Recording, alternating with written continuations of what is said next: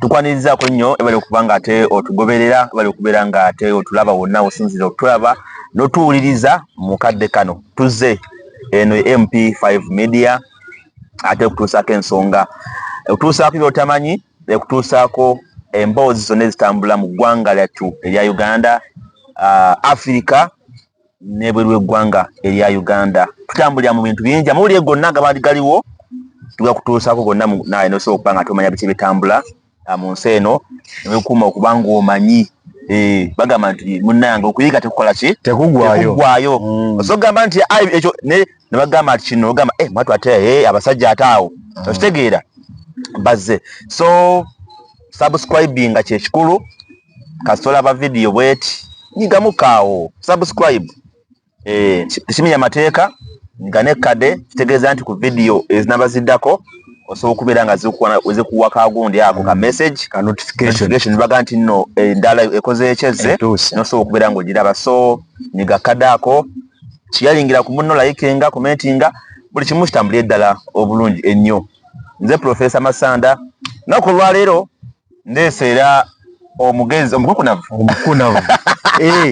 omukukunavu in fact ndi mukukunavu mu byenkola lwakuba munaye baba amanye abedda okukunavu giba myaka alina okuba omunene ow'olubuto Katonda yatuyamba weka kati ekyo internet n'ebyangula kati awo nyini awe edda nga tumanyi nti Ssaalongo alina kuba musajja muzeeyi ndigenda ewa Ssaalongo gundi nti alina kuba musajja muzeeyi mukulu naye kati ku myaka 2 Ssaalongo osanga wa myaka 19 nga Ssaalongo naye oba lwaki ebintu byakyuka nze bwe nakula nga tugamba ewa Ssaalongo nga musajja muzeeyi agenda wanga ye mukazi asinga obunene ku kitundu naye kati nga munene Nnaalongo nga Ssaalongo mukulu bakuyitira Nnaalongo n'ogamba kati Nnaalongo ku myaka 15 nga fuse Nnaalongo nala 17 18 19 nga balongo wali kale omukukunavu yono amaze okubanga ate bwatu atwegaseeko nate tambule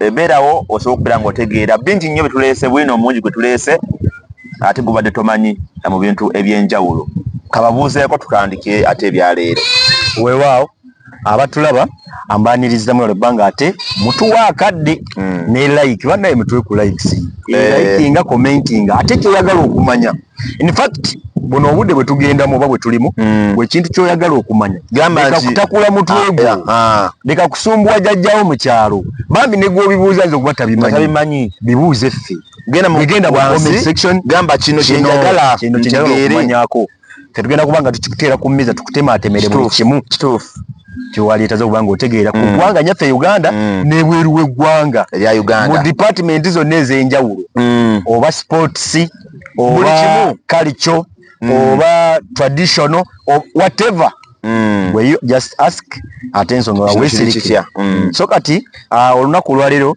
tugenda kuba twogera ku bintu bingi nnyo n'okusookera ddala amanya nze MC Eric Pro nakugamba nkola emikolo gyonna okwanjula okukyaza okufumbiza kandi tukola no mirengo gitali emwe n'emwe abanyankole bagamba okuhinjira tukola okuhinjira ne tukola okutayisa nyokozaara waawe tukola obujenyi bwona obwa buli muremu ngeni wano ndabagambi nanga shibete ba MC abujenyi bwawe abakwiya ekishani nanga shekitinisa kyekayo wanyu bagamba olulimi lw'ekicweka ky'owanyu abakumanya emicyo n'emitwarize y'obuhangwa bw'owanyu mazima tulyaha ntukorera mu kibiina ky'abakutiisa ceremonial services mazima ntukora emikoro yona wanonda kutwegiitawo nanga wanonda kutubuukinga wanonda kutupangisa iwe noza kwiza mu comment section kandi otushabe namba y'essimu nanga nobasa kuteera 0757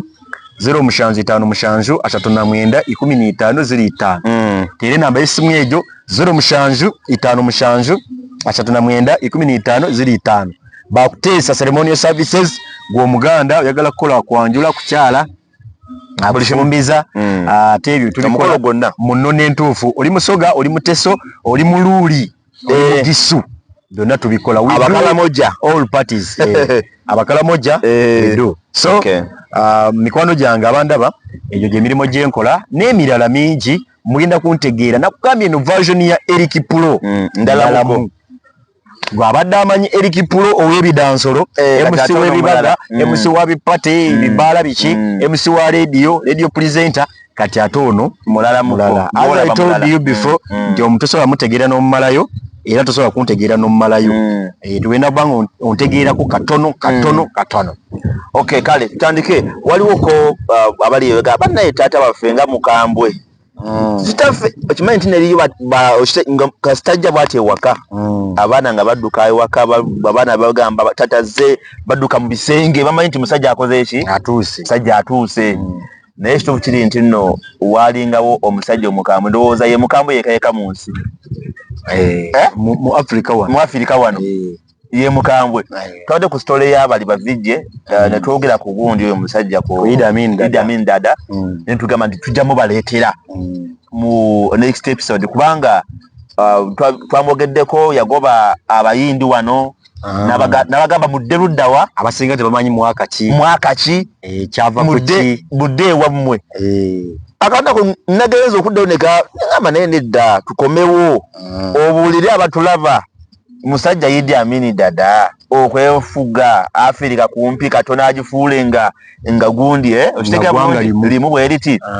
kyava ku Obukambwe ye abafi bwe yayolesa kale just ku byafaayo bye n'emu ku byakola abamu kumpi tebabimanyi ate nga up to now bikyaliwo Idi Amin Dada kati Idi Amin Dada njagala okutegeeza ndaba bengenda okwogera bw'oba ng'osoma senior 4 senior 3 okola history ne ku senior 5 senior 6 bino nogenda byetaaga kubanga birimuko ebyolyawo ebyafaayo so omusomi funa wowandiika nawe wagala okumanya bino ebintu si bya bulijjo si buli muntu ntabimanyi ate tebisangikasangika buli muntu ajja kukubuulira byasanze leka kusumbuwa jjajjaawo leka kusumbuwa maamawo leka kusumbuwa taatawo ng'omubuuzi oba olyawo Idi Amin yali atya oba olyawo naye tiyamulabako tiyamumanya Idi Amin Dada yazaalibwa mu mwaka gwa 1925 1925 Idi Amin Dada lwe yalinnya ku nsi Idi Amin Dada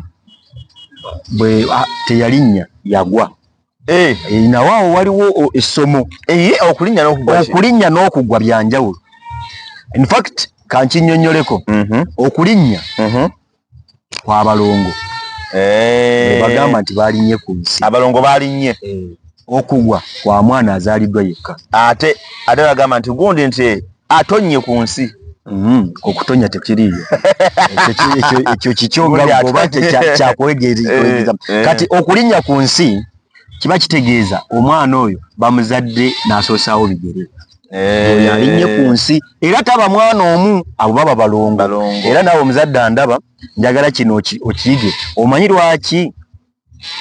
lwaki abasawo wogenda mu ddwaliro okuzaala bakusiba ekigoye gwe omukyala tolaba biki byozadde lwaki ensonga eri emu oba bbiri eri kwekyo ekigambo okulinnya n'okugwa kakati omwana bw'agwa wansi it is okay muzadde we osobola omulaba wabula bw'alinnya wansi tebakuganya mulaba n'afulumyayo ebigere bakajjana nenge babayita balongo okitegeera abalongo abo singa wabaawo ensobi yonna omu ku bazaalisa n'agamba azadde nti munnange ozadde balongo n'akyuka bw'ati n'atunula ng'alaba omwana omu n'akiwakanya bino bibiri bye bibaawo omwana afa omwana tafa wulira bulungi ekibaawo nti ki wulira singa era gwandaba kiwandiike tuli mu history kati true black history kati omwana bw'azaalibwa n'alinnya ku nsi bepapa n'asoosaayo ebigere bwaki nga bino abajjajjaffe bazaaliranga mu nsuku eno olinaga ebanayo ozadde balongo oli n'akyuka n'alaba ng'azadde omwana omu n'agamba olimba nzadde omwana omu bino bye bibaawo ebi bibiri ekisooka omwana takaaba mu bufunze abeera kateta era buli yazaala kateta sigambye nti yasoosa bigere wabula wayinza okubaawo ensobi ezaakolwa ku bazaalisa omwana oyo okuba kateta naye ngaekisingira ddala nejja yensonga eyo baba yasosa bigere oli n'agamba bannayo zadde balongo ye n'akyuka n'agamba nti olimba nzadde omu yekka omwana takaaba abeera katete ekitegeeza nti olulimi terusituka ekyokubiri yamuzadde afa true African history kinoonyerezeeko nakugambye I dig deep to give you the facts okitegeera in fact nze nsima kiwanvu nnyo okuleetera amazima ago that is omwana bw'atafuka kateta wabula amuzadde afa kyovaolaba era bano abasawo abazaalisa tebiriiko nti buzungu mbu bamutaddemu sikaani ne bano abasawo abazaalisa ku malwaliro bakimanyi kyova olaba owa otutte basisitawo bana mugenze kuzaala mu budde bwa muleeba batwalayo omu oba n'obutatwala ne bagenda basawo n'azigenda okuzaala they know what they have to do in that time.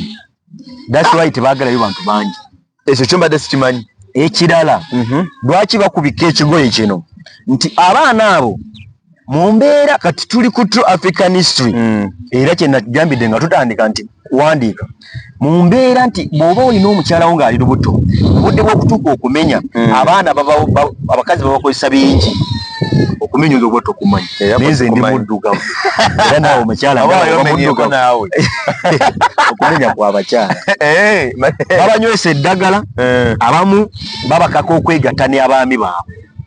So in that process nti omwana agenda ozaalibwa ng'ali ddate kati ate ono azadde singa alaba kyafulumiza bwe kifaananyi ekyo olaba baddusa nnyo mu byuma ebyoza abaana bamukuleetera nga bibi ali well prepared nti bw'omulaba emmeeme ejjaffa okitegeera owulire ng'omwana akutamye ate bw'akutama scientifically tekiriiyo naye historically it is there nti munone yaffe Abafirika ekyo gye kiri nti omuntu bw'akwenyinyaza mu mutima emmeeme efa bw'efa omukazi abulwa amabeere ewoli abakulira ku bottle feeding yalaba omwana nagamba nawulyanga emmeeme neyeekuba ne gaddayo kati eyo research yange ne naawe ayagala okumanya kyoyagala nedda True African History eyo True African History si kyange bw'ayagala okumanya wandiika kyoyagala okumanyako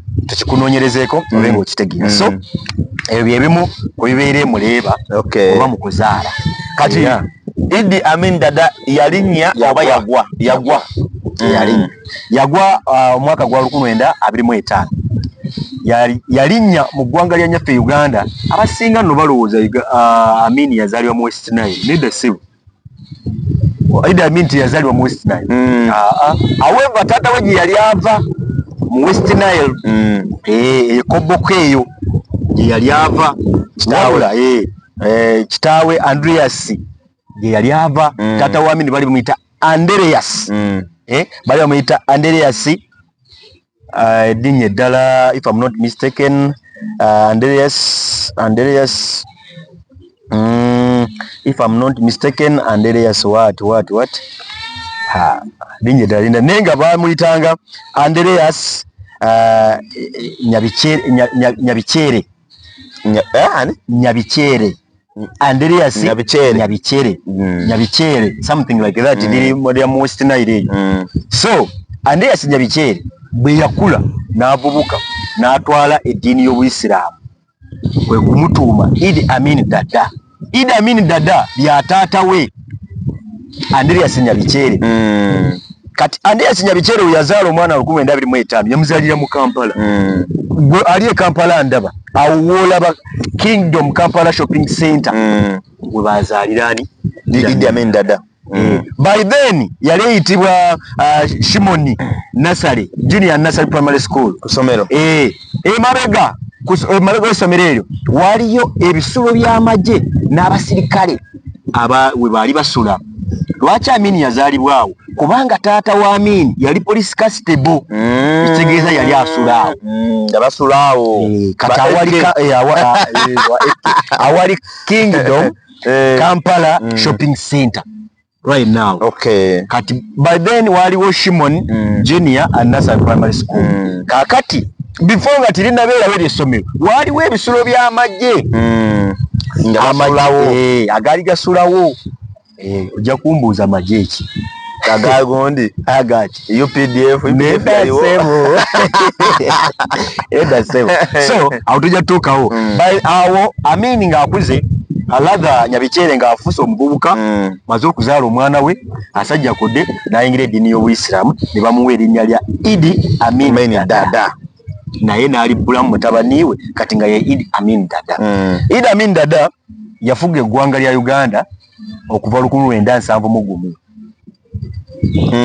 okuva 1971 paka 1979 yase emyaka gyali 8 ya Joka munana ku musamba kubanga ogw'ensanvu tegwamutambulira bulungi amajega nga bamuyiribya amajega ga Tanzania gali gegasse n'abana Uganda bali bawangangukudde Tanzania in fact era amawanga no East Africa eno mukambwe muko era mu history ya Africa ye East Africa ge mawanga ge bamanyi nti infantry gana amajega okutaka makambwe nnyo okusinga ekirala kyonna era batya nnyo ku ekyo mu Africa in fact mu nsi yonna si Africa yuka infantry ng'ogyeko ndi bagenda kuyimirira eri baleeta ebizungirizi bikube wano wabula bw'ogamba nti soldier boy bali ku ground wano bali bakambwe nnyo. So Idi Amin Dada bwatyo bwe yalinnya ku nsi n'amalako emyaka 1.38 gyokka ku bukulembeze naye oyinza okwebuuza biki Idi Amin Dada bye yakola mu bukulembeze bwe. Oyinza okwebuuza biki Idi Amin Dada bye yatuusa ku Uganda mu bbanga lya myaka 8 mu bbanga lya myaka 8 obukambwe bwonna buli kimu n'akyolesa mu myaka egyo. So Idi Amin Dada wetuba tumwogerako twogera ku muntu eyakyusa ikonomi y'eggwanga twogera ku muntu eyaliisa ku bantu lugabire Idi Amin Dada twogeza ku bantu eyasibanga abantu akagoogwa paka nga bafudde. Idi Amin Dada yateekawo ekibiina kye bali bakiyita State Research Unit enkambwe kati nga oyinza okugamba mbu ADF mbayeekera kakati eya gavumenti enoonyereza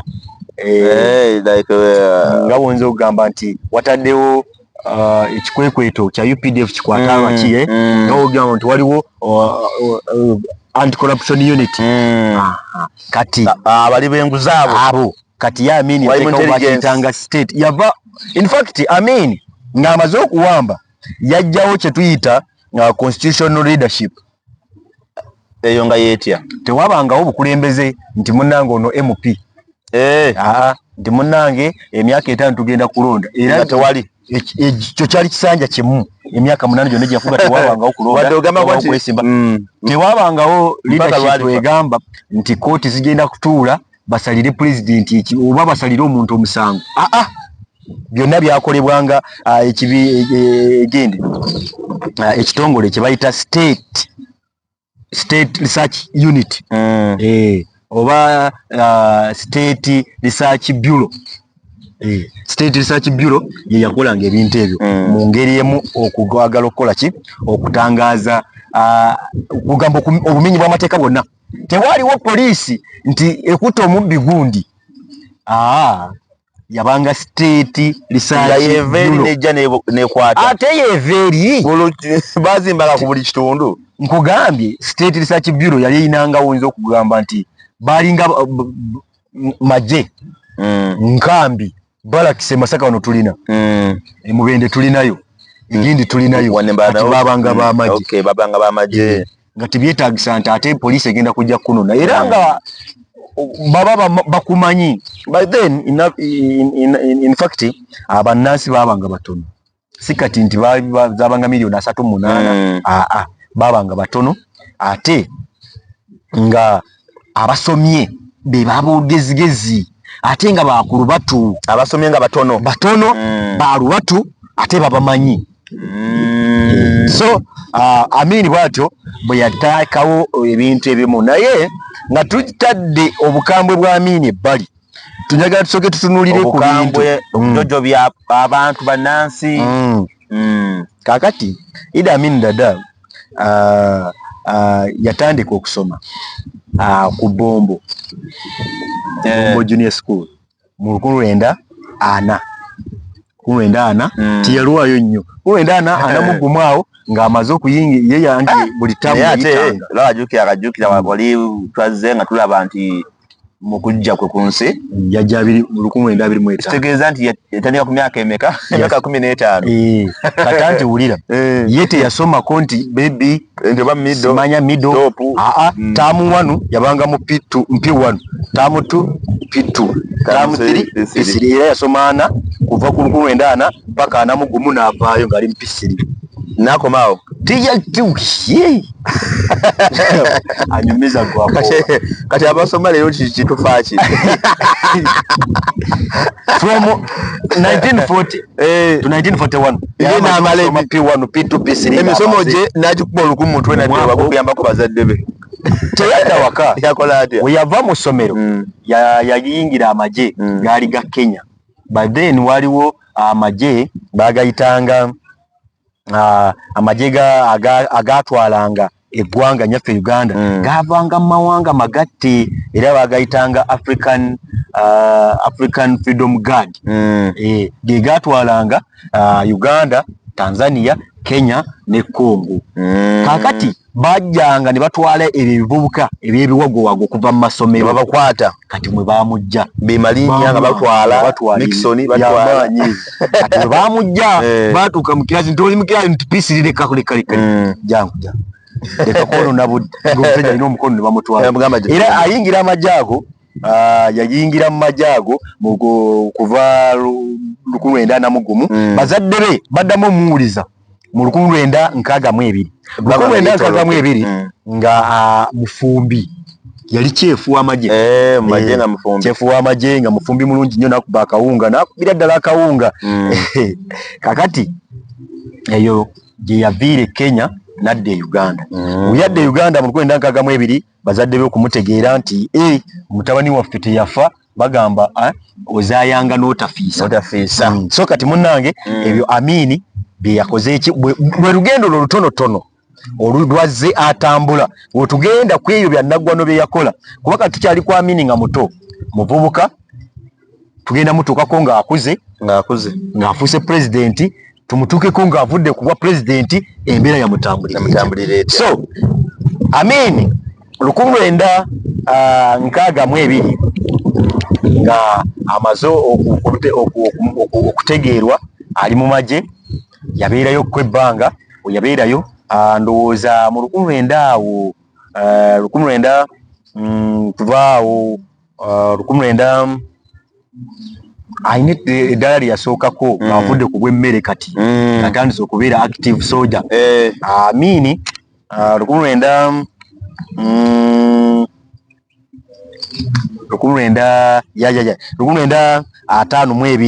webbaaka tuddemu katono mabega yali asindikiddwa e Kenya yukira gye yatendekebwa ng'atandise okulwanyisa abajaasi ebiyitanga Kenya London Freedom 1952 awo ng'amaze okuyingira ng'agenze Kenya okulwanyisa abo abajaasi abo baalwananga okuva ku Kenya beetongole bagende ku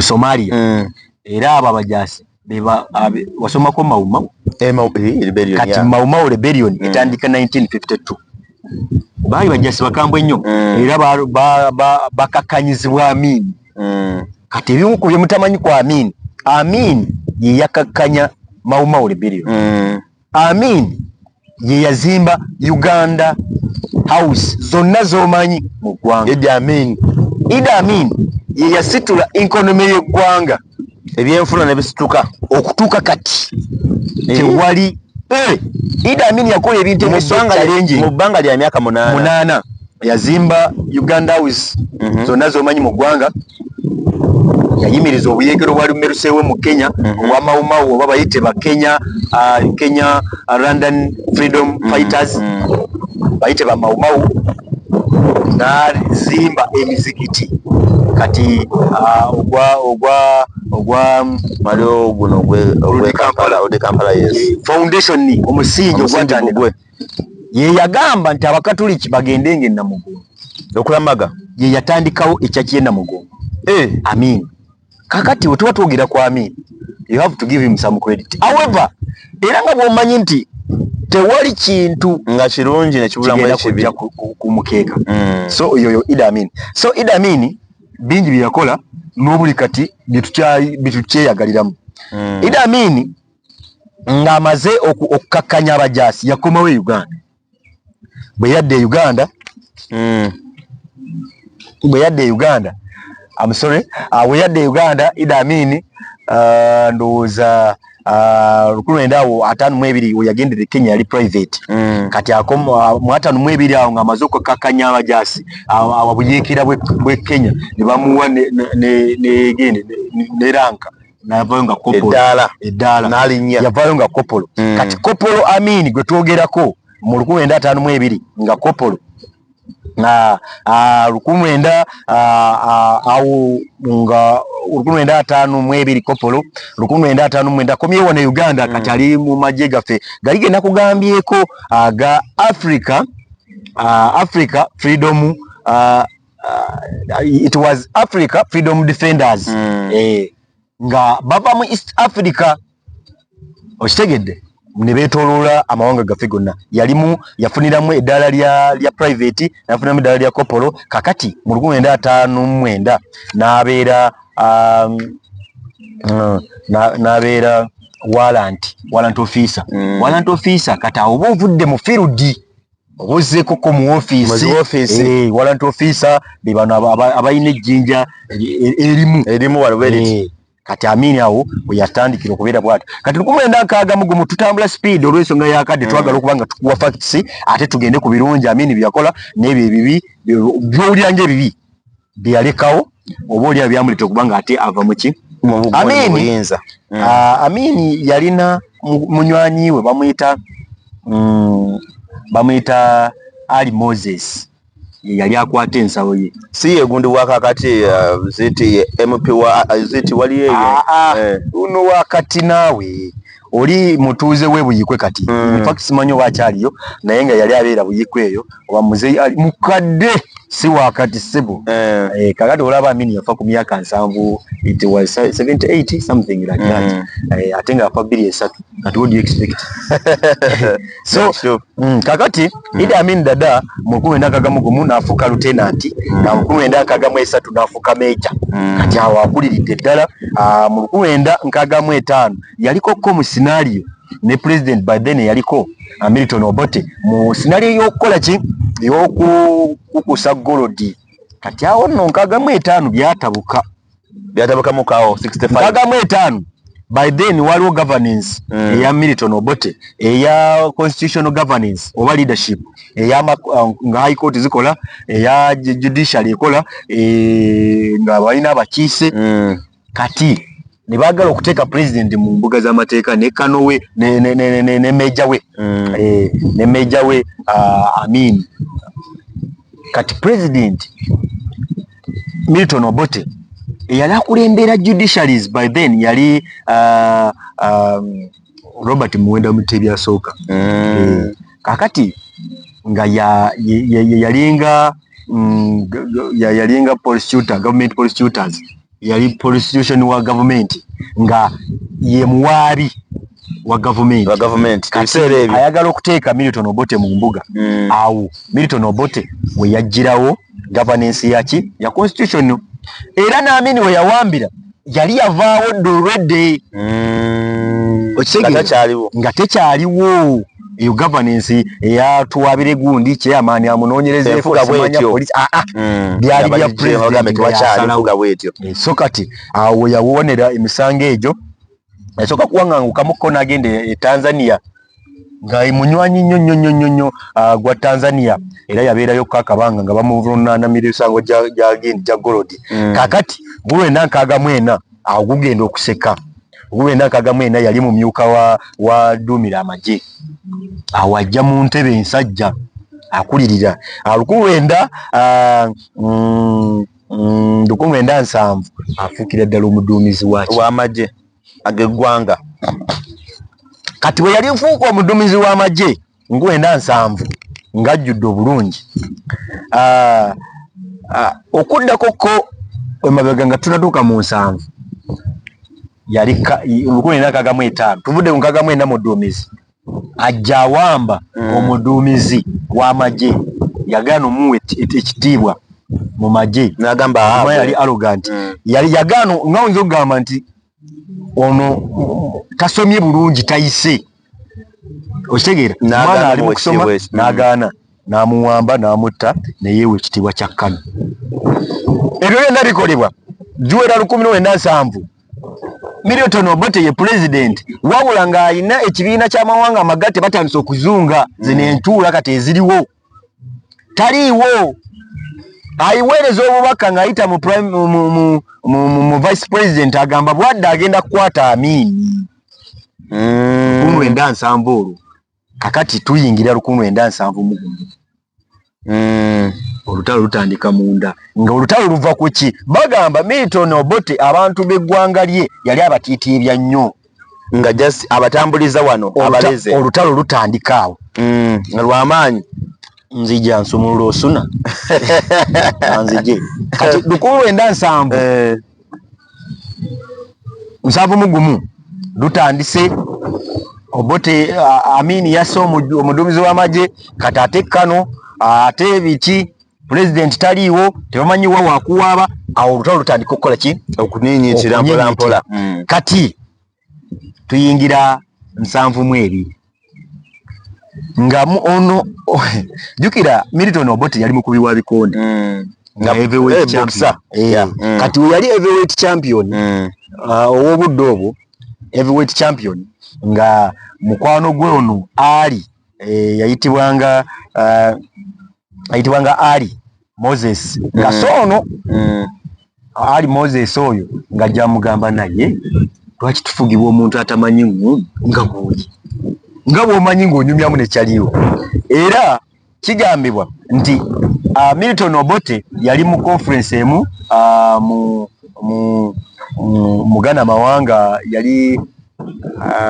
yali mu lutuula lumu ne ba president banne mwezi entoze mbadde nkugamba n'amukubira essimu Idi Amin Dada n'amugamba eno todda maze okuwamba kati awo Amin ayingirira ddala 1972 n'afuka president naye nga mu 1971 scenario yaliwo balumbye balwanyaganye Amini akutta abajasa bava ku side ya Milton Obote abasse abawambye kati kyekire bagambira nti Amini yali mukambwe ng'alisa abantu lugabire ne yalisanga abo bamanyi nti bankwe ne sapatu agamba kigaye babano tebawagira Amini tebaagala bukulembeze bwe atandisa okuwamba offices ez'enjawulo awo nno we bakutandikira okubanga bamuliisa kakanja kati waliwo wempulira nga boogera ne bagamba nti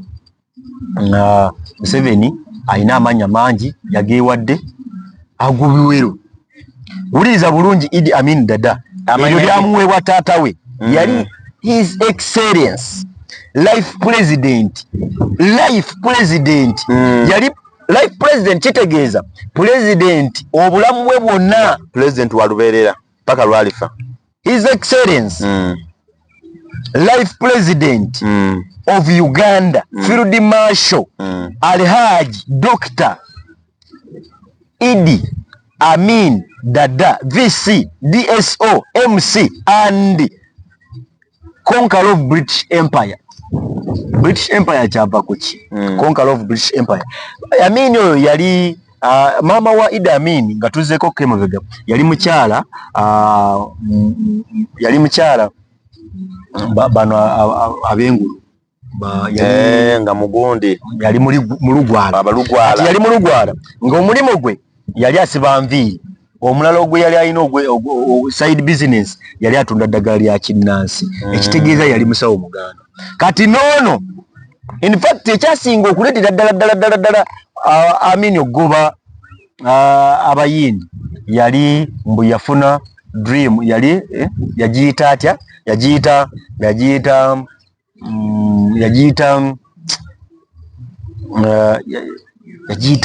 alina ekirooto njejje yakiyita naye nga yafuna kirooto nga Katonda amugamba Katonda w'abaddugavu nti goba abeeru ku ttaka ly'abaddugavu mbukyali ki kwegamba nga just nga bonebaka noloota nofuna illusions oba okulabikirwa nogamba ne kino kibi kati naye ndi yebaka bajjajjaabe bakatonda babaddugavu ne bamulaga nga tibagala bantu beeru ku ttaka ly'abaddugavu. Kati abamu temumanyi lwaki abayindi bagobwa.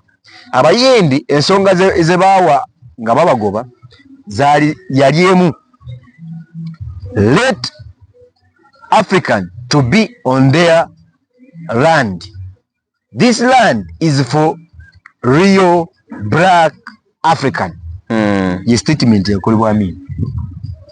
Leka abaddugavu babeere ku ttaka lyabwe. Lino ettaka ly'abaddugavu ly'Abafirika abaddugavu ddala. Real black African. Kakati by then twalinawo abayindi abamaze okukola ki okufuna ebiwandiiko by'e Uganda. Bafunye endagamuntu, bafunye ebipaliti, bafunye birth certificate nga za wano Uganda ddala.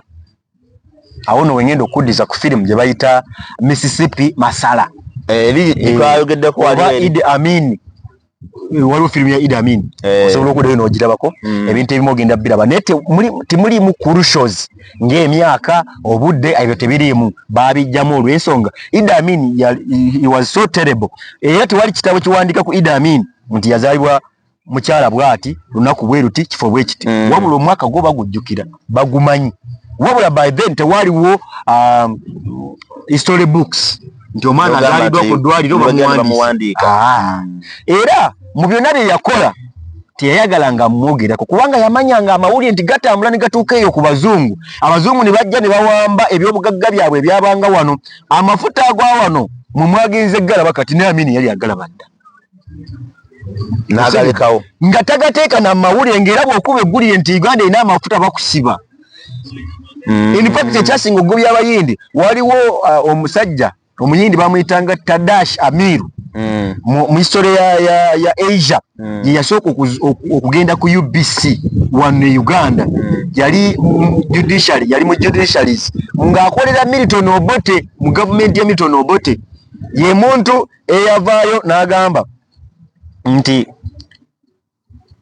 Uganda economy yayo within 5 years ejja kuba esinga Africa yonna. Uganda ng'asinziira era n'awa key points nti balina gold, balina amafuta, balina ennyanja, balina ebyennyanja zino empuuta, batunda ennuuni biki. Bwe yavaayo yamuwa Amini n'amuyita kuba ye teyawandiika nga yatumanga kye tuyise state research bureau genda ondeetere gundi nemuleeta nga oyinza okugamba UPDF yakati genda ondeetere gundi nemuleeta nemugamba nkuwadde ennaku 9 n'abantu bo. In fact ye main cause kati eno dream simaya biki true Africans to be in their land ekyo kyali kyekwazo. Wabula Amin yali focused ku kintu eki kimushoka. Yali tayagala bintu bya ggwanga okubanga mu mawulire kubanga yali amanyi nti abazungu babasinga okutegeera ebintu byabwe ate bwe banaabitegeera nti babirina bagenda kujja babitwale. So Amin yali bwatyo kwegamba na kati okutiika abayindi kyaliwo mu 1973 n'abazaayo bonna 1973 yabawa ennaku 9 n'abagamba okusinziira ku Tadish Amiru statement yakoze ku UBC yasiba ne UBC ne radio yabyogera yagisiba tewakimanyako. Yasiba UBC n'asiba radio ya Buganda. By then yali yakatandika n'azigala for the some period of time. Lwansonga ki? Lwansonga nti bayisa bye batalina kuyisa ku mpewo. So Amin biri 1993 naawe abayindi ennaku 9 yaziba wagwali gwa mukaaga ennaku z'omwezi nga 4 1973 gwa mukaaga. Kakati n'abawa ennaku 9 n'abagamba singa zisukka nga mukyali muno temugenda kutwala kintu n'eki. Era abantu abamu bali confused beebuuza Amini obukambwe yabujjawa okugaana abayindi okutwala ebintu byabwe. Amin teyagaanako muyindi yenna oba mu Asia yenna kutwala kyabugagga ki. wabula abo abagenda mu budde ennaku 9 nga tezinnaggwako baali baddembe okutwala byobugagga byabwe.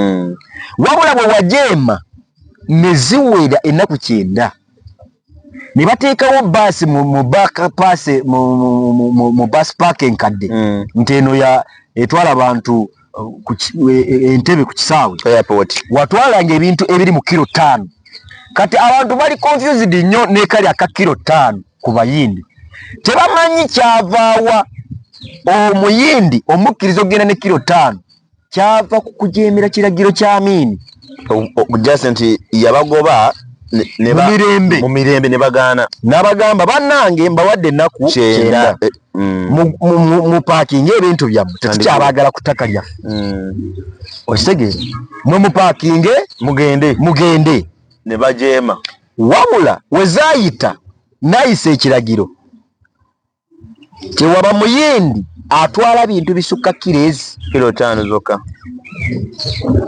ebyo byaliwo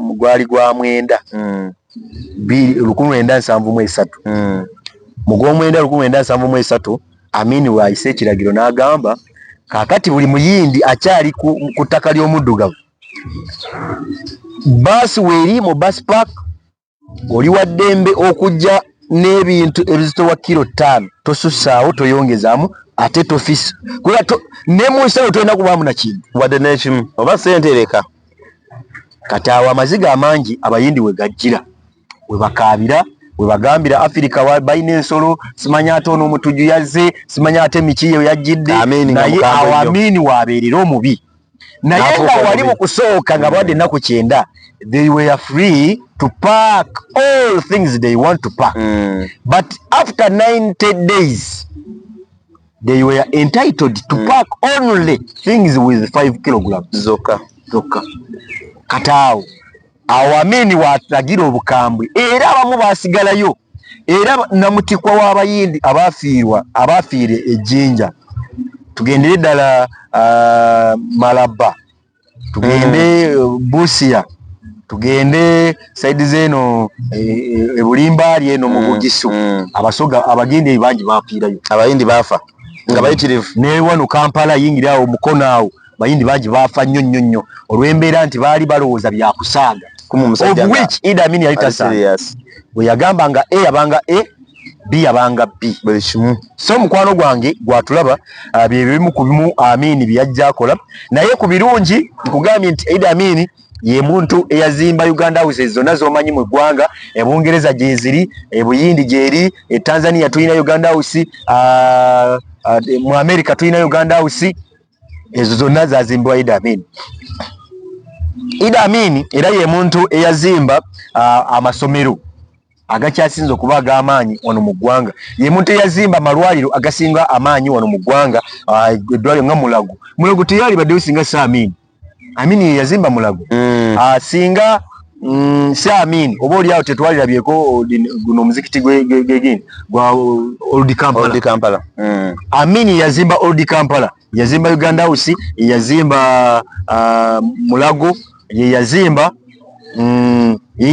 economy okujijjamu abagwira by then abayindi bali mu economy nga be bali mapamba wano okitegeera nga be bamulima ne bamuprocess nga ne bamwetwalira ekyo n'agamba kirina okustopingibwa. Amin ye muntu eyagamba bannansi balina okwenyigira mu business ezawano nga tegeera ngabo be balina okwesimira amafuta be balina okweddabiriza entindo be balina okwevubira ebyennyanja naawe munnaye obuli kati tekiriiwo kati byaddayo sebwe ngambye naye nga oyo Idi Amin. So Idi Amin okuva 1971 yali atandise okuba ng'ayingira mu powers 72 n'anywereramu ddala paka 1979 awo Abatanzania we bagamba ejjogo lya Amin lisusse ne basituka ne begatta n'Abannayuganda baali bawaŋŋanguse mu ngeri emu oba endala ne basobola okuba nga ate bajjawo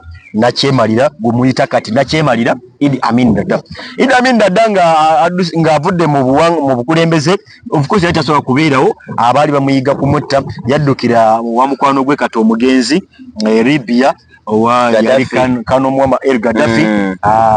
Oyo nno naye yali yagamba Amin nti ng'oyagala eggwanga lyo likutegeere likuliiremu tolina kuba wakisa, londa abasomi bonna obatte oteekewo ababo bonna buli amanyi nti nsomye kino. Libya yalina Kano el Muammar Gaddafi yagamba Idi Amin n'amugamba bw'oba oyagala ensi yo ekuwa ekitiibwa londa bosanzeemu nga bamaanyi batte abasomi batte abakulu b'amagye batte abannamateeka basibe oba kisobose batte era bangi bawanganguka bangi nnyo baprofesa bali mu Amerika abali ebungiriza nga bannayuganda naye nga baava wano lwa nsonga ya Idi Amin Dada.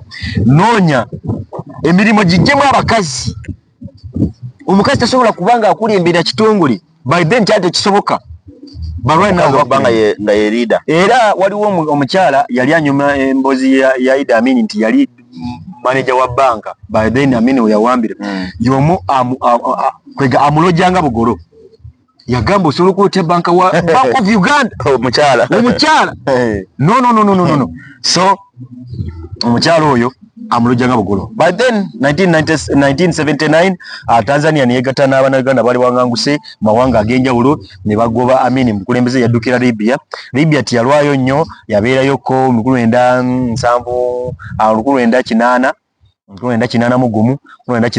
n'agenda gendi Saudi Arabia Jordan ayo nno Jordan gye yabeerera kuva ku 1982 paka 2023 bwe yaviira mu bulamu bw'ensi era gye yaziikibwa. Njaga okutegeeza nti Idi Amin taddanga Uganda bwe yafuluma nga pulezidenti yatuuka kufa ne bamuziikayo kati taddanga.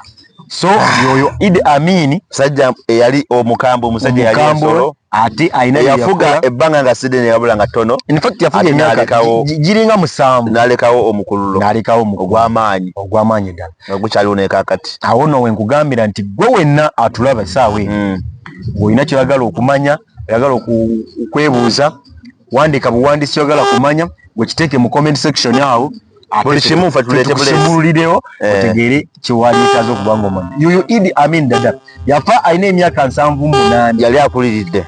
Osobola okubalamu from tuusa okuva 1925 paka 23 okusanga emyaka giri 78 egyokka egy'obukulu yali amaze okuba 23 nalyo bannaakazaalibwa. Neno wawe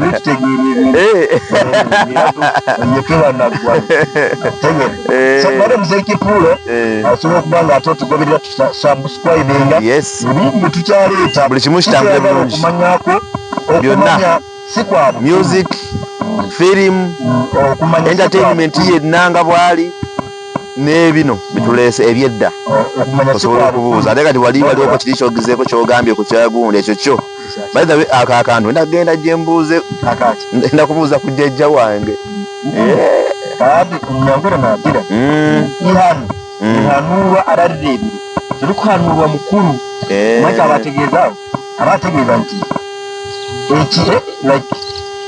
ekintu tekimanywa nti oli mukulu alina okuba nga amanyi wabula oyo eyakirabyeko asobola okunnyonnyola nze kyenkugamba it is true African history and by the way abantu bagenda ne bagamba obulombolombo abaganda byaki fe tuli balokole munange obuwangwa tebuliiko nti nze ndi musiraamu abandi mulokole tugoberera Bangereza naye obadde okimanyi buli weekend Saturday Sunday it is a public holiday to those British people okugenda mu limbo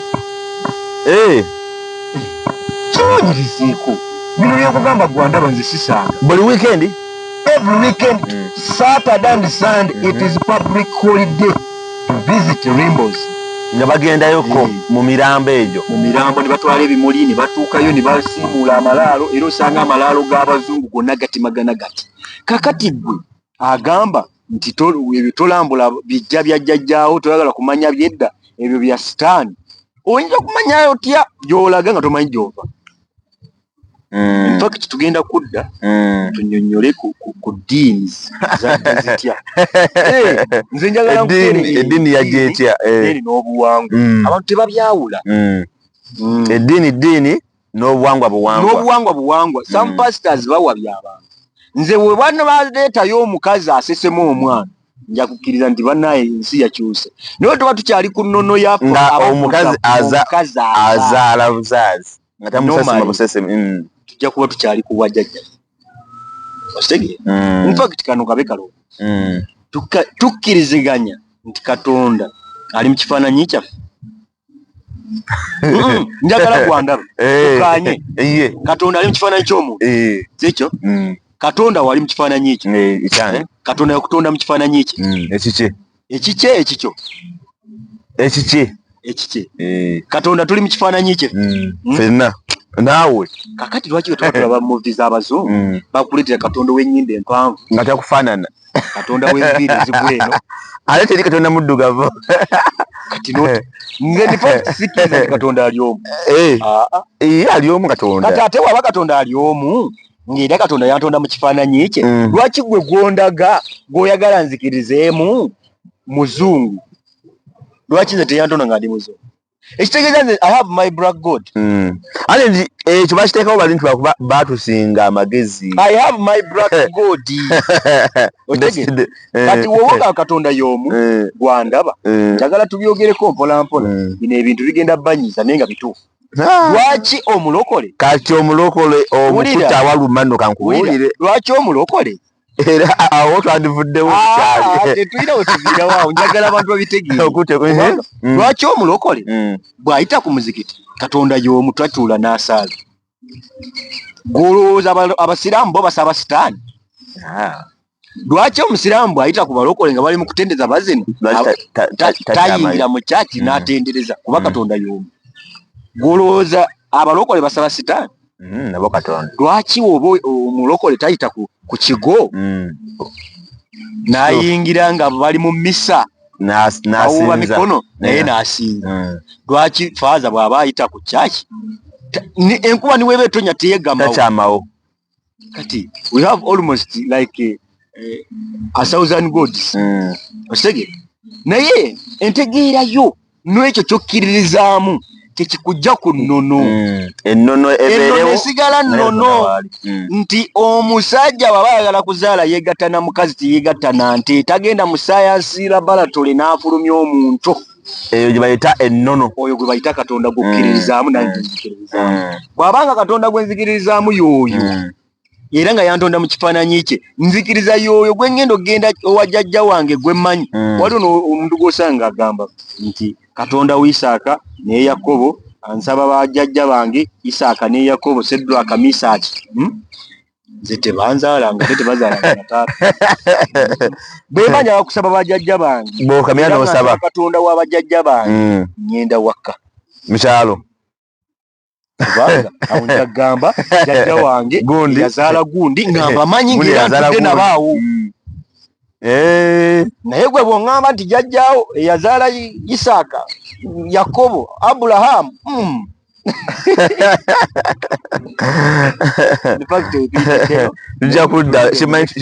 tujja kudda naako ndabye ate awowo tujja kutamuka nnyo oba gye kuleete kati awo kyemmanyi ndeetera mugi oba saamu